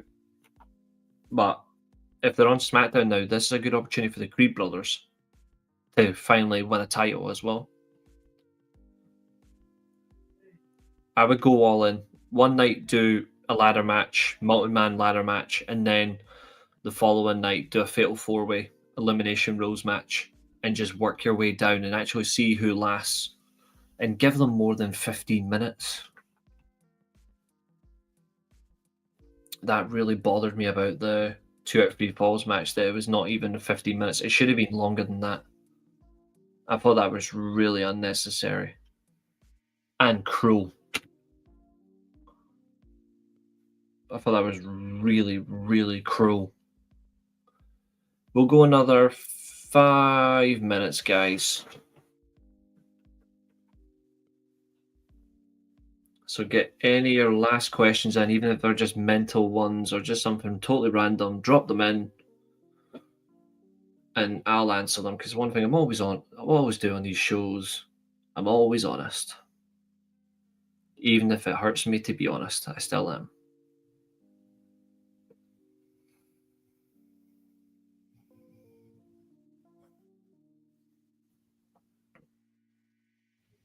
And then I can tuck into my lasagna after this.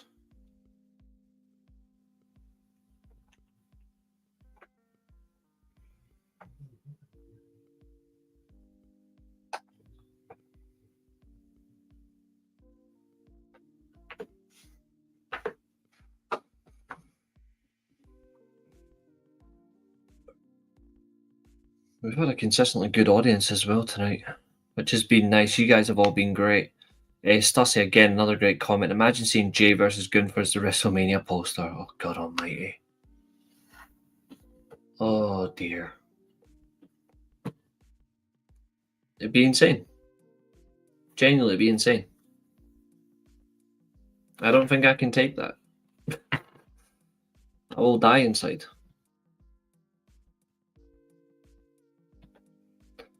Thank you, Catherine. I appreciate that a lot. I really do.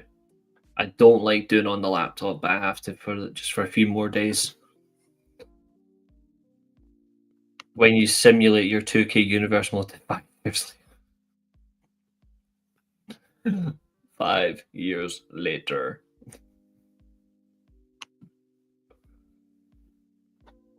I still need to do a video for the. I still need to do a video for the channel that I'm going to do after my dinner, and it's literally just Jey Uso getting absolutely battered by one person. Infinite finishers for like maybe 15 minutes. I just need to decide who I'm going to use. Since I'll be doing it on the PS5, I'll have all the characters, so I need to decide who I'm going to use.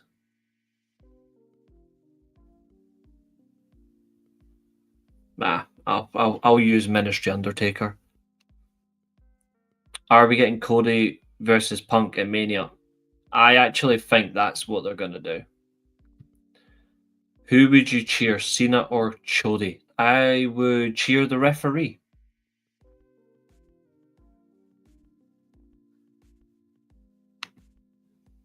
But when I'm a tag team, I do the honourable thing. I turn on the tag team partner.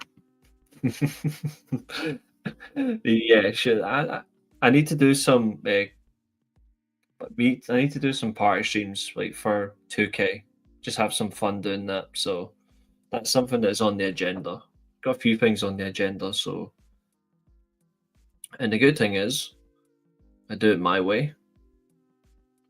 Nobody can tell me how to run my channel. Nobody can boss me how to do it.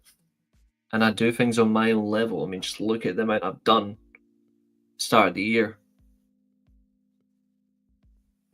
What's up, Sean? How are you?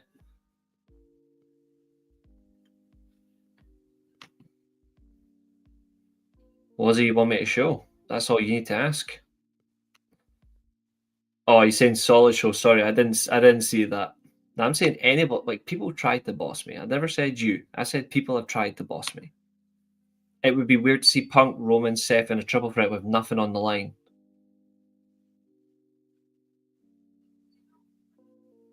Good point. I didn't see the previous comment from Sean, so I apologize. He says solid show here. I really do appreciate that. Thanks, Sean.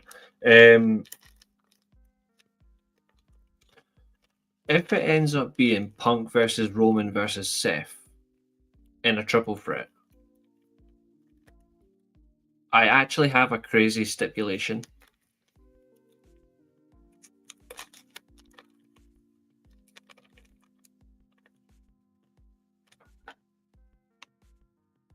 Catherine, when it comes to that particular word, I think only one person needs to shut it.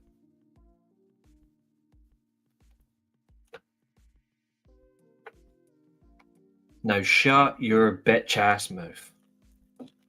Sorry, I'll rephrase. Shut your bitch ass up.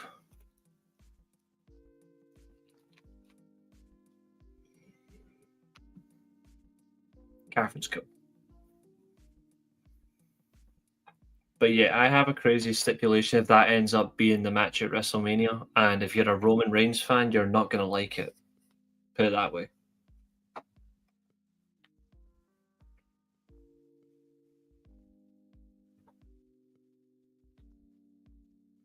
And I actually don't care if someone clips what I'm like. So I don't care if someone clips the stipulation if someone asks me. I don't care. I'll say it with confidence.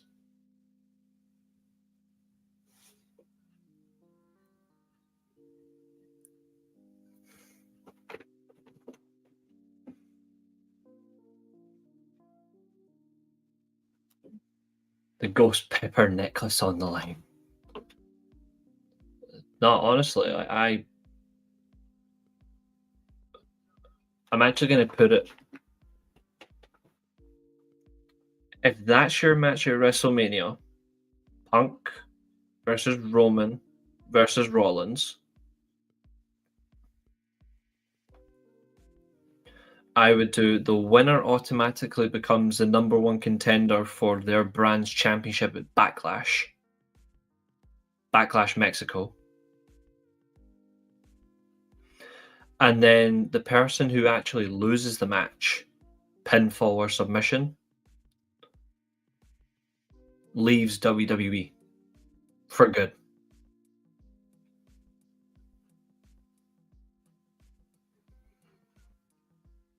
Winner becomes number one contender, loser leaves for good.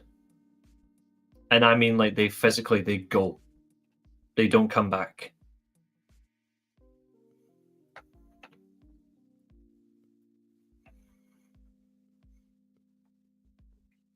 Now that's me booking that. That's because I've got guts.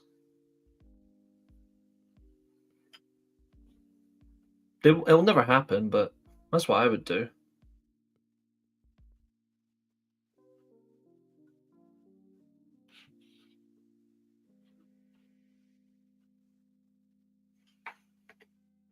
I'll be surprised if anybody likes that suggestion, but I will be very surprised.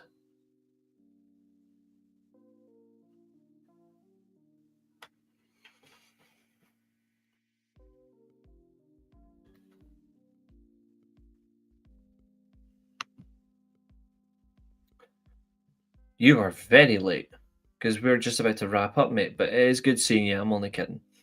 Evening, Reece. Sorry I'm late. Was busy screaming after Jey Uso won the Rumble. No, they have to fight Tozawa handcuffed on their knees in an Iron Man match. They still beat Tozawa. That's the funny thing. They still win. Absolute funny. But no, I'm serious. If they end up doing CM Punk doesn't get his Mania title match until next year, which I think would be a mistake. If they don't do it, and this year they do Punk versus Roman versus Punk versus Rollins versus Seth, I generally would do the winner gets the title match at Backlash for their brand's title, which is Raw. Because let's be real, Roman is now on Raw. He ain't SmackDown anymore. So that's the world title. The loser, genuinely, the loser leaves WWE for good. Whoever gets pinned or submits. I've not watched Raw yet. Is it heading for Rollins, Roman, and Punk? In a way, kinda. Like, if you want to see who's the main winner, it's Rollins' promo, Punk's match for actual results. But yes, he's not winning. He does not get to headline his own country again. The local competitor has been beaten again. But yeah, I would have Punk. Since Backlash Mexico, I would actually have Punk beat Roman. Because I think Roman's time is done anyway. Like, I think it's the writing on the wall for him. It's not a bad thing either. When you look at what he's actually, statistically, what he's accomplished. I've never been a fan of his and never will be. But when you look at statistically what he's accomplished, this is his last year. It's time for him to wrap up. So I would have CM Punk pin him at WrestleMania 41. And then he walks out at the sunset. That's him. But it won't happen anyway because they're too scared to do it. They are too damn scared. I'll go at the 2-hour mark. I was going to give you guys 10 minutes, but I've actually gave you 18 because, again, you guys are awesome. So a minute and a half and we're good. Yeah, Mexicans have got a weird thing for CM Punk. Solo beats Jay for the world title. Calling it now. If Solo holds any world championship, then you may as well go back to one champion. Because fuck me, Solo Sikoa's shit. Noodle hair Samoan is absolutely dreadful. Awful, awful, awful, fucking awful. You've got the Samoan Orange Cassidy who's in the main event, and you've got Noodle Hair Solo, the Noodle Hair Samoan that'll appear whenever he wants. Who's facing Cody then? See, I don't know.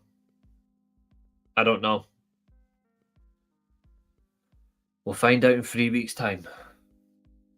I'm expecting it to be Cena, but I don't know.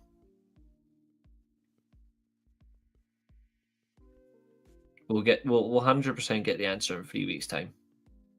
Anyway, ladies and gentlemen, thank you for being here with me for the past 2 hours. It's been an absolute joy. I will be back. This is Tuesday. I will be back on Thursday. I'm taking the day off tomorrow. So I'll see you on Thursday. We'll have some fun. Got another show to review. That'll be that. And more questions along the way. Dive them in. And Billy with an absolute horror fest of a comment. I'll leave it on that. Another curveball. It will be chubby flubby. Good night, ladies and gentlemen. Please do check out Graps TV for Matthew. Check out the Mid Podcast for Catherine. Covalent TV for a different variety of wrestling content. And honestly, fuck Hulk Hogan. Bye-bye.